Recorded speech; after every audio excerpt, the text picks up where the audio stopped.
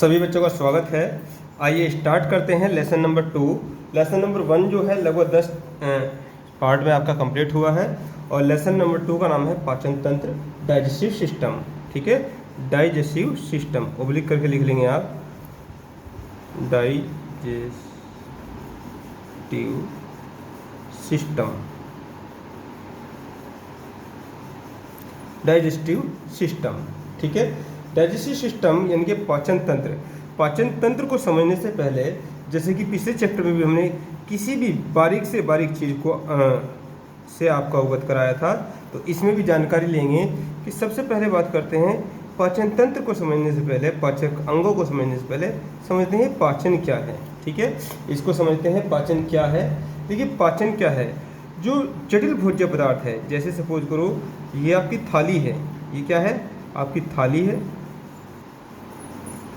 ये आपकी थाली है और थाली में क्या है, थाली में रखा है आपका मट्ठे का गिलास। क्या रखा है, मट्ठे का गिलास। अब इसमें मट्ठा भर देते हैं, ठीक है। और ये क्या रखी है, ये रखी है यहाँ पर कटोरी, ये कटोरी रखी है जिसमें क्या रखी है, जिसमें सब्जी रखी है, जिसमें क्या रखी है, सब्जी रखी है। ये आपकी सब्जी है। ये क्या है, ये मट्ठा है, ये मट्ठा है, दही अच्छा है जो भी आप लेते हैं। ये क्या है, ये चपातियाँ रखी हैं, ये चपातियाँ रखी हैं, ठीक है। और ये क्या रखा है, ये चावल रखा है, ये चावल रखा है। तो इस प्रकार से जब आप भोजन में विभिन्न विभिन्न प्रकार के पदार्थों को लेते हो, तो उन पदार्थों का, अब ये रोटी का टुकड़ा है, इसको हाथ से तोड़ेंगे, हाथ से तोड़ेंगे और क्या है आप मुंह में रखोगे। आप कहाँ रखोगे, मुंह में रखोगे। तो मुंह में पूरा प्रोसेस होने के पश्चात, पूरा प्रोसेस होने के पश्चात मॉर्निंग में क्या होता है, मलमूत्र के रूप में आप जो आपने भोजन खाया था उसी को क्या है त्याग कर देते हैं। लेकिन जो पाचन है, पाचन प्रक्रिया के दौरान आपने इससे एनर्जी भी प्राप्त किया है, अपनी ग्रोथ भी प्राप्त की है, आपका जो विकास होता है सब कुछ इसी भोजन के ऊपर डिपेंड करता है। तो पाचन क्या है, जो जटिल भोज्य पदार्थ है जो ये जटिल भोज्य पदार्थ है, इसका सरल भोज्य पदार्थ के रूप में जो टूटना होता है वही क्या है, वो पाचन है। क्या है, पाचन है।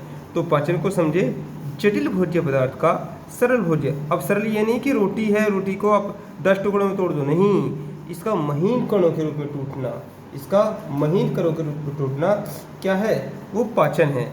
देखिए जो रोटी होती है, जो रोटी होती है, रोटी में क्या क्या चीज़ें हैं, दही में क्या क्या चीज़ें हैं।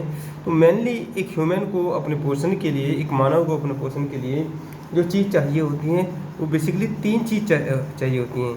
नंबर 1 होता है कार्बोहाइड्रेट। क्या होता है, कार्बोहाइड्रेट, कार्बोहाइड्रेट, ठीक है। ये क्या करता है, ये एनर्जी देने का काम करता है, ठीक है। और कार्बोहाइड्रेट ये जटिल फॉर्म होती है और इसकी जो सरल फॉर्म है वो क्या है, C6H12O6, ग्लूकोज बोलते हैं। क्या बोलते हैं, ग्लूकोज, ग्लूकोज, ठीक है। दूसरी चीज़ क्या है दूसरी चीज़ है प्रोटीन। क्या है, प्रोटीन, ठीक है। तो प्रोटीन जो सरल भोज्य पदार्थों में टूटेगा प्रोसेस के दौरान, वो क्या है, अमीनो एसिड, अमीनो अम्ल या अमीनो एसिड भी कह सकते हैं। तीसरी चीज़ क्या है, वसा। तो वसा का क्या है, वसा जो सरल भोज्य पदार्थों में टूटेगा वो है फैटी एसिड। क्या है, फैटी एसिड,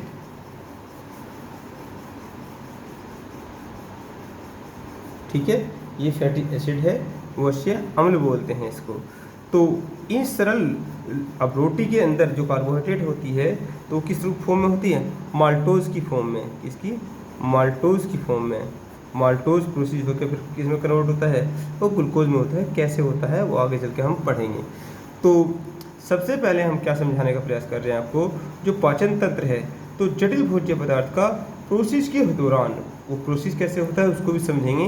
तो सरल भोज्य पदार्थों में परिवर्तित होने की प्रक्रिया क्या है, वो कार्बोहाइड्रेट है।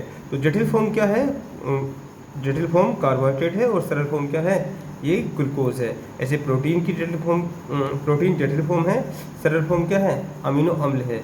वसा ये जटिल फॉर्म है और सरल फॉर्म क्या है, फैटी एसिड है। तो आप लिख सकते हैं, इसको परिभाषित कर सकते हैं। पाचन क्या है, तो हम समझेंगे पाचन, तो लिखेंगे पाचन। नोट्स साथ साथ में बनाते हुए चलेंगे, कोई समस्या आए तो आप हमें कॉल भी कर लेना। मैंने आपको नंबर भी दे रखा है, ठीक है। तो बाकी डिस्क्रिप्शन में भी नंबर मिल जाएगा, आप लिखिए जल्दी से। इसी बात को जो हमने बताया है उस बात को लिखेंगे। अच्छा, एक कंडीशन और है, पाचन में जल और एंजाइम का होना भी कंपलसरी है। तो लिख लीजिए आप इसी प्रकार से, लिखेंगे जटिल भोज्य, जटिल भोज्य पदार्थों को, जटिल भोज्य पदार्थों को जल तथा एंजाइम, ये वेरी इंपॉर्टेंट बात है, अंडरलाइन करेंगे, जल तथा एंजाइम। क्या होता है एंजाइम, उसको भी समझेंगे। जल तथा एंजाइम की सहायता से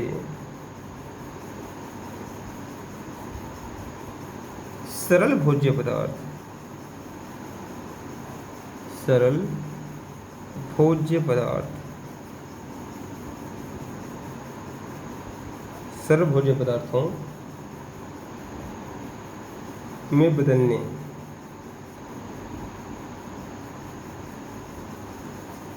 को पाचन कहते हैं, पाचन कहा जाता है,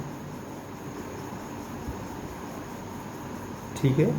तो ये हमने देखा कि जो जटिल भोज्य पदार्थ है उसको सरल भोज्य पदार्थ में किसकी सहायता से, एक तो आपने देखा जल और एक क्या है, एंजाइम। तो नीचे नोट करके लिख भी लेंगे इस बात को, नोट करके लिखेंगे, यदि किसी अंग में, और ये कंडीशन आपको आगे भी काम देगी, यदि किसी अंग में, अंग कौन सा, ये पाचक अंग, यदि किसी पाचक अंग में जल तथा एंजाइम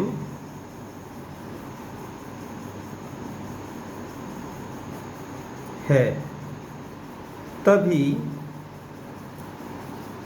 उसे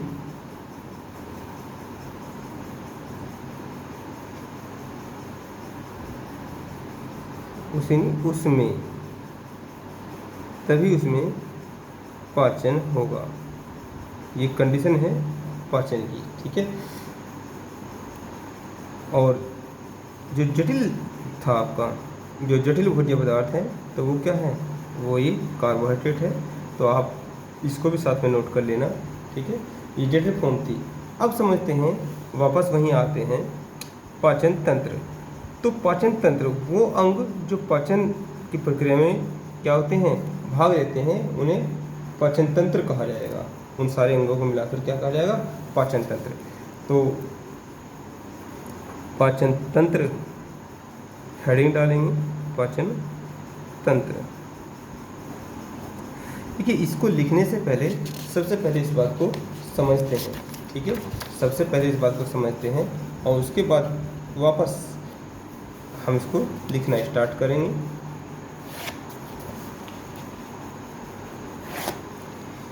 देखिए, होता क्या है, आप जब भोजन की वो थाली में से भोजन उठाते हैं तो सबसे पहले आप अपने मुंह में भोजन डालते हैं, ठीक है।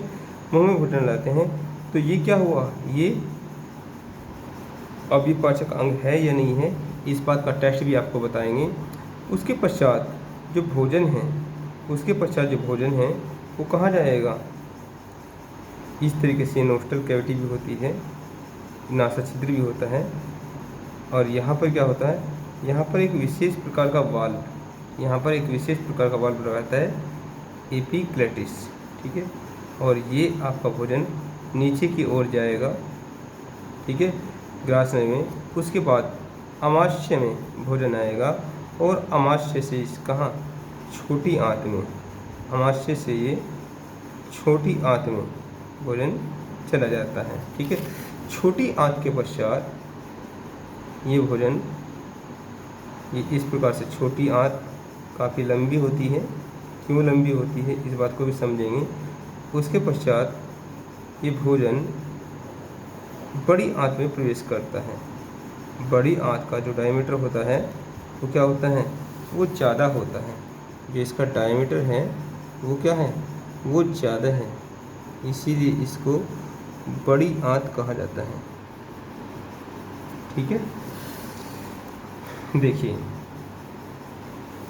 तो यहाँ पर जो पाचक अंग हैं, जो पाचन तंत्र के, एक तो ये क्या हो गया, मुख हो गया, ये ग्रास नली होगी, भोजन करने के पश्चात गले के रास्ते भोजन जाता है, और ये क्या है, अमाशय है।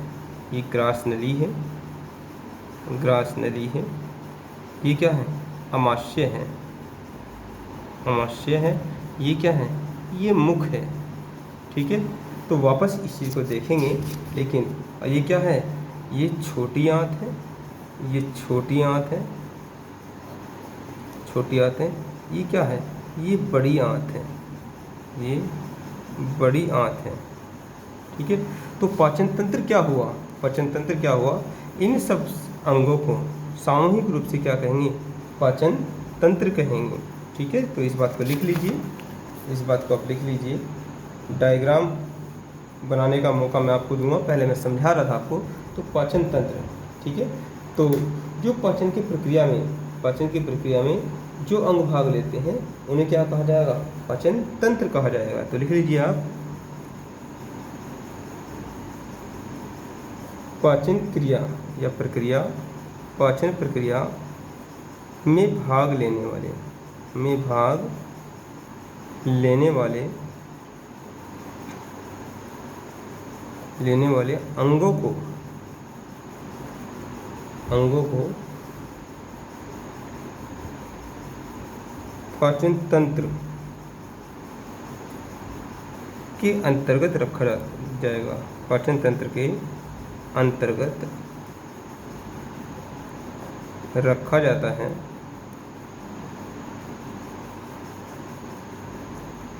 जैसे क्या हो जाएगा, मुख हो जाएगा, ग्रास नली हो जाएगा, ठीक है, अमाशय हो जाएगा, छोटी आंत तक, ठीक है, ETC भी लिख सकते हैं। तो ये पाचन तंत्र की क्या हुई, डेफिनेशन हुई, ठीक है। जल्दी से आप नोट कर लीजिए, फिर डायग्राम को समझते हैं और प्रोसेस को आगे बढ़ाते हैं। चलिए, साथ साथ में लिखते हुए चलेंगे, जब बात समझाने की आएगी तो मैं समझाऊंगा। अब यहाँ पर हेडिंग डालेंगे,